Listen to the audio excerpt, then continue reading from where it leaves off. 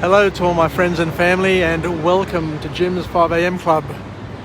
It's coming on 25 past 10, so it's a late morning tea for me, so I'm out and about. But I'm really pleased to say that the weather has cleared up, the skies have blued up, and it's looking like it's turning into a wonderful hump day. So what I'll do is I'll just head down to the harbour and just crack out my fourth 5am club for the day. It's a wonderful feeling getting to mid-morning and knowing that you've achieved your goal for today, your quota. I've set myself a quota of 4 vlogs per day in order to get to my 1,000 vlogs by my 61st birthday. So I'm on a mission, and I thank everybody for supporting me along the way. And it's become a routine now. So I get up in the morning, I'll do a book summary on the bus in the morning on the way into work, a book summary on the way back home. So I'll do the summaries, I'll take some notes, and then at home I'll do another couple. So I've got the 4 ready and raring to go. And then it's just a matter of finding time throughout the day to find 20 spare minutes where we can talk about the book and see what lessons we can glean and learn from that activity. Anyway, what I'll do is I think I'll just walk around this side here. I normally go the other side, but today we'll go around to the eastern part of Circular Quay and get a different angle just to mix things up and to make things a little bit more interesting. So today's book is entitled Inner Engineering, and it's by somebody who's known by the name of Sadhguru. I'd imagine he's someone of Indian extraction, and gives us his views on how to find inner peace and how to maximize the time that you have, and to use your capabilities to find peace, happiness and fulfillment, because we're all searching for the same thing. We're just searching for it in different places and using different methods. So it's always good to baseline and benchmark what you know and how you do it with other cultures, other races, and at the end of the day looking for the common thread so that we can use it and leverage from it. So the first formal point to come out of his book on inner engineering is that happiness is realized within rather than realized and achieved on the outside. This seems to be a common message and a common theme that I'm getting from a number of texts that I've read. And one of the benefits of going through and doing Jim's 5am Club is that I can get to compare and contrast all the material that I have available to me and use that to identify the common threads and to basically what I want to do. My goal is, once I finish my 1,000 vlogs in English, I want to develop my own program and basically summarize everything that I've done into, say, 10 half-hour talks, and basically use that going forward rather than having everything scattered amongst 1,000 different vlogs, just to summarize it into the key lessons, the key messages, the key learnings that I've been able to establish with Jim's 5am Club, and then make that mine and make that my space. And once again, it's not original. There are lots of people who have done that, but I thought that given my investment and interest in this area, that I might have a go as well, just to see if I can add anything to it or put it into a context or a flavour that is more appealing to people around us. So the author then, as we said, talks about the importance of focusing inside rather than focusing outside, because focusing on the outside world is what precisely prevents us from experiencing fulfillment, according to the learnings and teachings of this author. So we always get caught up, we always get sucked in to comparing ourselves, to comparing our children, to comparing everything that we have in our lives to what other people have. But it's all the assets, it's all the things and experiences that we're comparing, as opposed to looking deep inside of ourselves and trying to understand what makes us tick, and to try and improve, to hone, to chisel a better version or a better experience from our own lives, and to express who we are, express our values, express our personality, and express all of the gifts that God has bestowed on each and every one of us. And it's only by looking inside of yourself, according to the author, and not wasting your time looking outside but looking inside, that you gain ultimate freedom. Because freedom goes hand in hand with responsibility. Because being responsible means that we're capable of responding to life's circumstances and challenges in a conscious way rather than a subconscious way. So the author says here that it's important to look inside yourself, to establish your values, to prioritize your values, and to know what makes you tick and what makes you joyful. Because once you've established that and identified that, then you're able to use that in a conscious way to manage and engineer the things that you're looking to achieve in your life. So it's all about increased self-awareness, which leads to an increased ability to respond and act.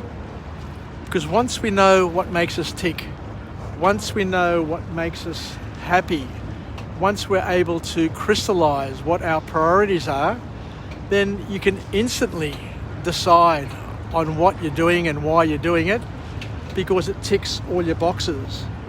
But if you're comparing yourself to everybody else, and all you're doing is looking for happiness and fulfillment with cars, clothes, shoes, postcodes, careers, jobs, and all of those things, the author is saying that that is a fleeting experience, and you'll never be satisfied, because there'll always be something that you haven't got, or there'll always be something that is superseded and newer, shinier, prettier. And that includes relationships, because you're always going to find somebody who's prettier and younger and more vibrant than our partners. But by the same token, they also can find somebody who's younger, more handsome, more virile than what we are.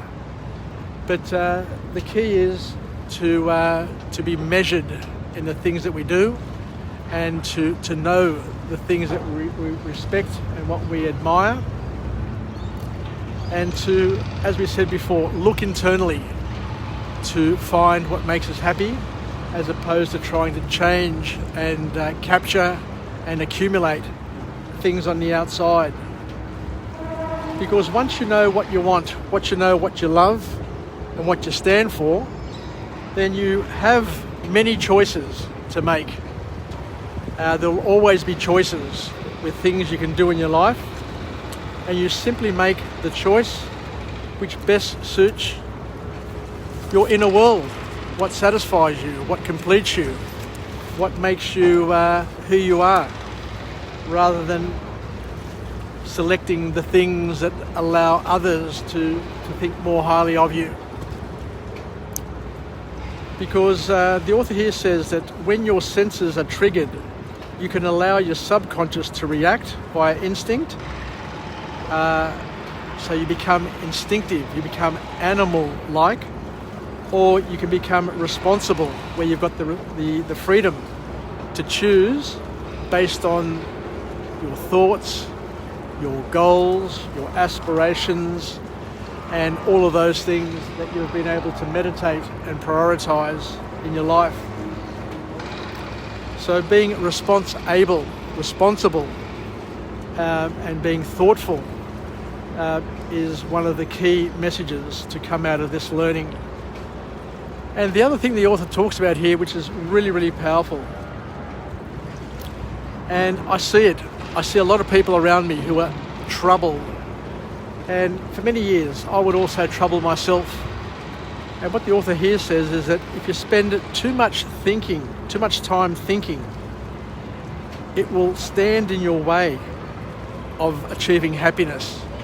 If you're too thoughtful, if you're too caught up in your thoughts and you're mulling and worried about your past and worried about your future, what it does is it'll put the brakes, it'll put the choker hold on your happiness. So the author here reminds us that what is much better, a much better use of your time and of your resources, is to think, is to not think that you're smarter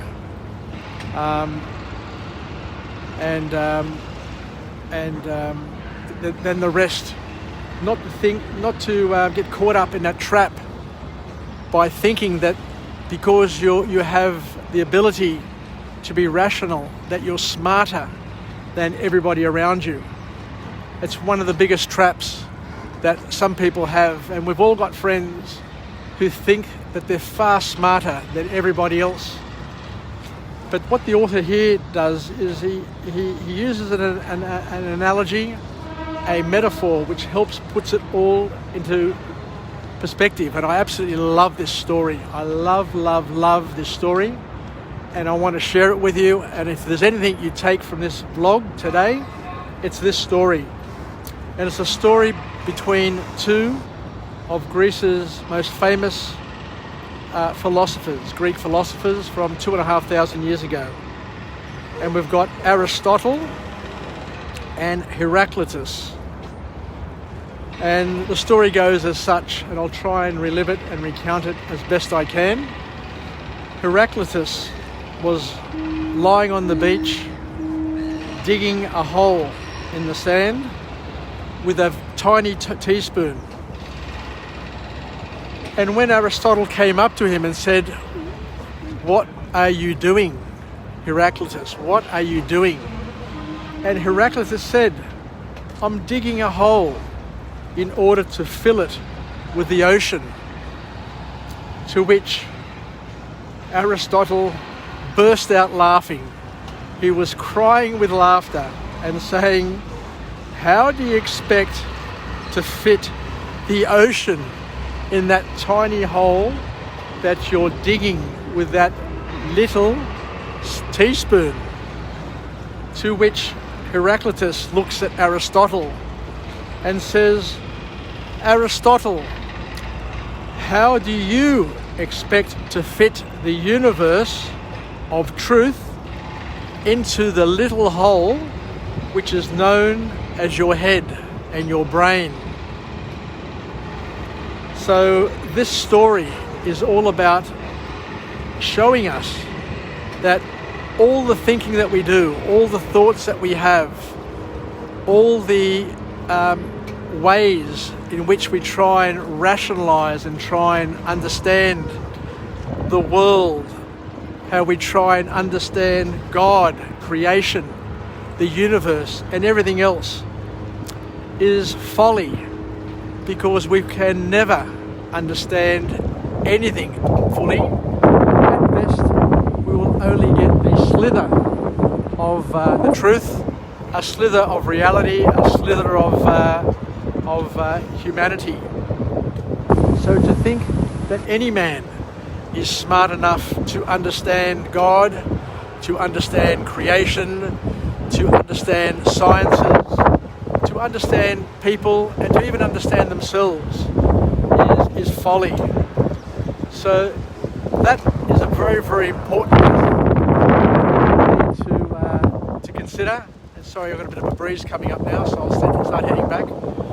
We need to consider is that at the end of the day, each and every one of us are important, are significant, but in the scheme of things, we are totally insignificant. So the lesson from this book, the lesson from this author, the lesson from Aristotle and Heraclitus's encounter is to stop wasting your time trying to understand the universe. Stop wasting your time trying to solve the world's problems, which are unsolvable, because many of those problems are beyond our control and are just basically chaos, organized chaos. And to stop trying to understand the world around us, outside of us, because as we said, it's folly. It's a waste of your time. You're better off spending and investing your time on your inner universe, understanding yourself, contemplating the things that you like. You know, what's your favorite color? What's your favorite flower? What's your favorite food? You know, what do you want? What's your favorite memory from your life? What can you do to become a better person? What can you do to contribute right now to make this moment better for you and for others around you? There are much better things to do than to worry about global warming, and to worry about politics, and to worry about who's going to win the soccer, and all of those other distractions which basically take us away from the most important thing in the world, and that is to have a relationship with ourselves and a relationship with God. Anyway, I'll leave it there. So thank you very much for joining me on this episode of Jim's 5am Club. I look forward to coming to you again from a different location with a different message, a message of empowerment, where we can learn something new, we can incorporate it, and it can be the wind beneath our wings, the water and the wave beneath our board, and the zephyr bellowing our mainsail. So thank you, and let's hope that we can learn and live, learn and pass it on. So wishing you all the best for this wonderful, wonderful day. As you see, it's turned out to be a glorious autumn day with blue sky, a little bit of cloud, but a nice amount of sun, a gentle breeze, and it is really, really pleasant and a fun time of year. Yassas to everybody, take care, Vilakya from Jim, and we'll chat later. Bye for now.